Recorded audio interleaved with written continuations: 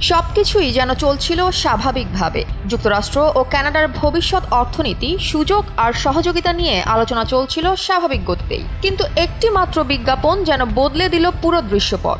Ontario সরকারের অর্থায়নে তৈরি সেই ভিডিওতে ভেসে উঠল এক ঐতিহাসিক কণ্ঠ। সাবেক মার্কিন প্রেসিডেন্ট রোনাল্ড রেগান বলেছেন, বাণিজ্য প্রতিবন্ধকতা প্রতিটি আমেরিকান শ্রমিকদের ক্ষতি করে। আর এই উক্তিটির জন্যই যেন ক্ষেপে ওঠে ট্রাম্প প্রশাসন।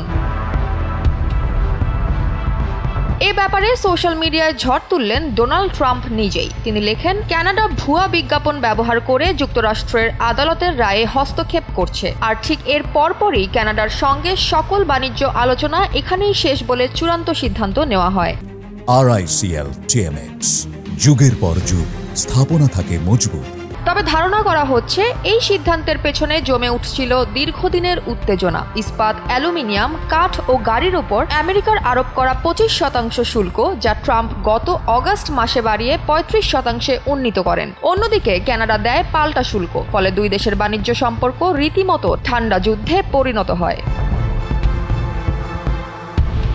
রাজনৈতিক বিশ্লেষকরা বলছেন, Ontario premier dog Ford Trump প্রশাসনের নীতির অন্যতম কড়া সমালোচক। সম্প্রতি তিনি তার ইনস্টাগ্রামে লিখেছিলেন, we will never stop fighting against US tariffs, অর্থাৎ আমরা কখনোই মার্কিন শুল্কের বিরুদ্ধে লড়াই থামাবো না। এরপরই এটা নিয়ে শুরু হয় বিজ্ঞাপন প্রচার, আর সেই বিজ্ঞাপনের জের ধরেই ট্রাম্পের এমন সিদ্ধান্ত গ্রহণ বলে মনে করছেন তারা। তবে এ ব্যাপারে এখনও প্রধানমন্ত্রী মার্ক কার্নি বা ডগ ফোর্ড কেউই আনুষ্ঠানিকভাবে কোনো প্রতিক্রিয়া দেননি। তবে সূত্র বলছে, ওয়াশিংটনের এই সিদ্ধান্তে রপ্তানি খাতে বড় ধাক্কা আসতে পারে।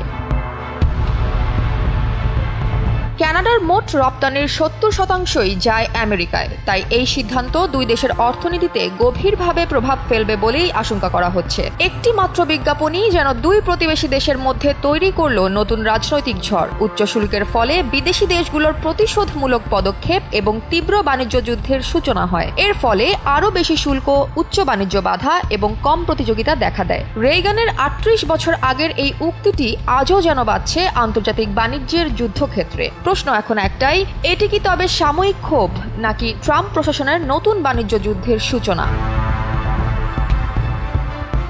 জয়া হাসান, NPB।